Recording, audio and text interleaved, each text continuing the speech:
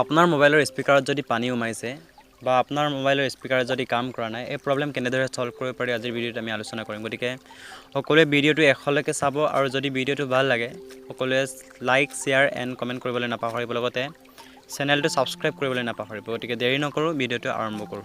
আপোনালোকৰ মোবাইলত থকা ক্ৰ'ম ব্ৰাউজাৰ অ'পেন কৰিব লাগিব। ক্ৰ'ম ব্ৰাউজাৰ অ'পেন কৰাৰ পিছত আপোনালোকে ইয়াত চাৰ্চ কৰিব লাগিব ফিক্স মাই স্পীকাৰ। ফিক্স